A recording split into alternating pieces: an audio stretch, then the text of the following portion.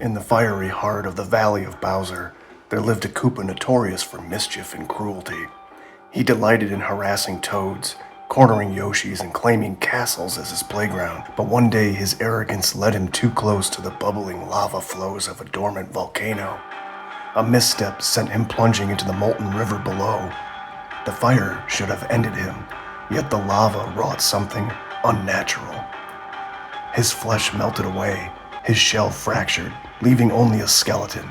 And yet, he lived. From the molten depths he crawled, rattling and hollow. Even other creatures shunned the sight of him, for he was a reminder of what awaited them in the lava pits. Then, in the ruins of an abandoned auto shop, he found them. A set of moldy mechanics coveralls left behind long ago. When he slipped them on, he felt the disguise close around him, muting the clatter of his bones, concealing the gaps in his frame. They became his identity. No longer a shattered remnant of a Koopa, he was something new. A shape. A shape that could walk among the shadows of Dinosaur Land and be feared. The suit defined his new life.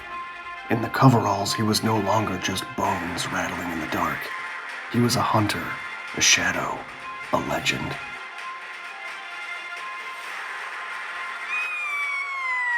Villages became hunting grounds. Lava pits and abandoned castles were his lairs. He moved with calculated precision, striking at night and disappearing into the shadows by dawn. Even other Koopas trembled at the sound of rattling bones, and Yoshis fled whenever his hollow frame appeared at the edge of the forest. Soon, whispers began to spread. The Rattling Shadow, the Toad said. The one who cannot die. He was beyond flesh, beyond fear, beyond death. And so, Dinosaur Land changed. Once a world of bright colors and laughter, it became a place of quiet terror after dark. Shadows seemed alive. Moldy coveralls in the corner of an abandoned shop were no longer just discarded clothes. They were a warning. The dry bones had risen, and he would rattle through the night.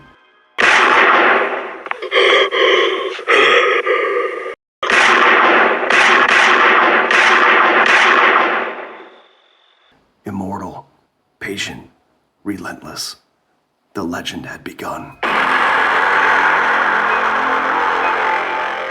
I shot him 6 times! Alright, welcome back everybody, and today we're going to be making one of my favorite horror slashers with one of my favorite little Mario characters. So I've always had a thing for the horror genre, and it's no surprise that I gravitated towards more of the horror characters in video games, such as Dry Bones, which is the skeletal version of the Koopa Troopas.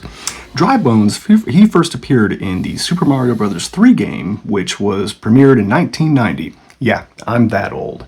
And of course you have Michael Myers, which debuted in 1978 in the film Halloween. Fun little fact, the original film was called The Babysitter Murders because initially the plot revolved around a serial killer stalking babysitters. So there's not really much to the Dry Bones character, other than they're just a skeletal version of the Koopa Troopas. But they're mainly seen in the castles of Super Mario 3 for like the mini-boss characters such as Boom Boom, who you may have seen in a previous video of mine. And if you haven't, you should probably go check that video out now, and it's called The Drowned One. But anyways, the Dry Bones characters, like I said, don't have much to them. Mario or Luigi can stomp on them, thus crumbling them into the ground, but they don't actually die. And if you wait around for a few seconds, they'll actually re-put themselves back together and come back at you again. Which I guess, back in that time could be a little creepy for a kid playing a video game, especially a Mario game. But my favorite interpretation of them is in the Super Mario Bros. Movie. The way they're so animated and just like evil and chomping at Luigi as he's trying to escape them. It was great. And I'm sure everybody is fully aware of who Michael Myers is and what the Halloween movies are at this point. I mean, this character's been around for almost 50 years. But, I can't really say that every single one of the Halloween movies were really that great. Being, kind of the Thorn trilogy was kind of a thorn in that film franchise's side. But, the original film, and I got to admit, I actually really like the 2018 Halloween and Halloween Kills. Not so much a big fan of Halloween Ends, though. I'm not sure what the hell they were trying to do with that one. But yeah, so when coming up with this character of Dry Bones mashed up with another slasher villain, I was kind of thinking, like, who would he really best embody? And just by looking at him, I'm like, okay, yeah, originally he had two little glowing eyes in his skull there, but without those little glowing eyes, I'm like, yeah, it kind of looks like he's wearing just like a white mask. And I'm like, oh, he'd be perfect for a Michael Myers-esque character. So I figured, yeah, let's go with that. And of course, with Michael Myers having a therapist or a doctor chasing him around, I'm like, oh, who would be good for this? And I really had no idea. So I just kind of Googled characters with, like, old characters with mustaches or facial hair in the Mario universe, and Toadsworth popped up. And I'm like, oh, perfect, cool. I'll just use him and make him like a Dr. Loomis character. And I should probably mention, I am almost out of clay. So I'm going to have to tear down one of my old sculpts and use the clay from that to finish what I got going on here. And unless you're a 90s kid, you probably won't recognize who this character was supposed to be. And if you do, go ahead and let me know in the comments. So here I'm using just a little bit of extra clay to add the cuffs at the end of the sleeves on the jumpsuit that he's wearing. With most of the sculpts that I make, I try to put as much detail into them as I can, but unfortunately with this type of a character, which is really simplified from the Mario universe, it's kind of difficult to imagine a character that is so smooth and streamlined with like fabric wrinkles in the clothes he's wearing, the way the boots should look. It just while I was making it and trying to put it together, like my brain was like, nope, it's not supposed to look like that. It's supposed to be nice and smooth. But then the other half of my brain's like, no, no, no, put in the detail. And I guess my point with this is like, sometimes you just have to shut your brain off and then just go. Just go.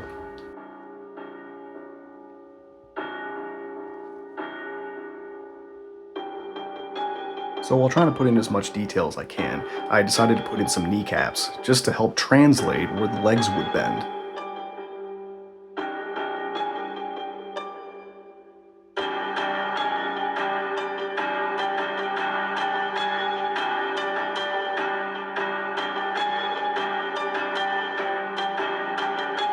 And now just putting in some more folds and wrinkles of the fabric in the, that area of where the legs meet the torso.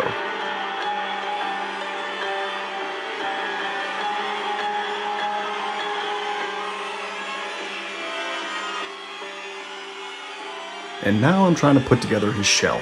And the way the outline of the shell is, if you look at pictures of it, like the top kind of like bends around the head and then kind of curves around the shoulder and then kind of goes inside a little bit. It was kind of weird. Like, you see it in the picture and it looks normal, but then when you're trying to put it together like by your hands, and it's just kind of like, why is this not working? And here I figured, he's not complete without some sort of weapon, and what better weapon to have than his big old butcher knife. I could have made the knife just simply straight out of solid clay, but I mean, if for any reason it would have fallen over or anything like that, the knife could have broken. The wire and the tinfoil inside, if it does break, will at least help keep it intact. And, if it does crack, it's easier to repair versus something that breaks completely off. I left this part of the handle exposed because that's where I'm going to be wrapping his hand around, and it's a lot easier to wrap a hand around something that doesn't have additional clay on the inside. It would just make it too bulky. And here I'm adding some chubby little digits to his left hand that'll be hanging by his side, and this was more difficult than it looks. I don't know why, but it was just a pain in the ass.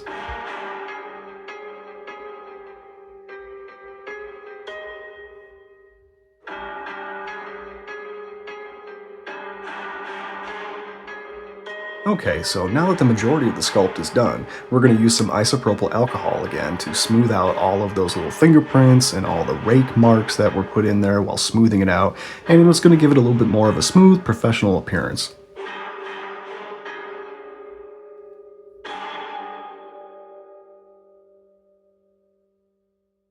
And there you go. Good enough.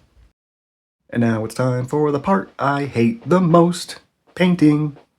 Painting. I hate to paint because I can't see red and green too well, so I get my shades mixed up sometimes. So it's a good thing I'm using predominantly gray. Thank you, thank you. I thought that painting this was going to be easy because it's literally just one color, but it took me like 2 hours because you're trying not to paint through certain areas, and the black that I put in there, I don't want to paint over it too much because I don't want to have to repaint, and I should really just stick to keeping my sculptures not painted. And here's me using a black wash to hopefully give a little bit more detail and bring out some of the highlights of the fabric and the wrinkles and whatnot, but it probably didn't. I don't know. And yeah, don't forget to paint up that big old knife. So, did the black wash work? Maybe. I don't know. It just kind of makes his jumpsuit look all dirty. So I went ahead and I took the base that he's standing on and I put some grass. Neat. Doesn't it look super cool and professional? Yeah, it does.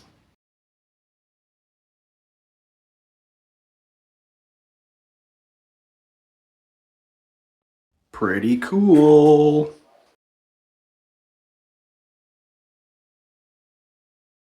And now that he's done, I decided every Michael Myers-esque serial killer isn't complete without his very own Dr. Shroomis.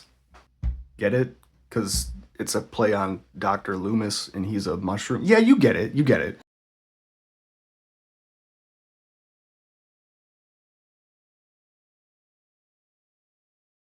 All right, now it's time for the close-up.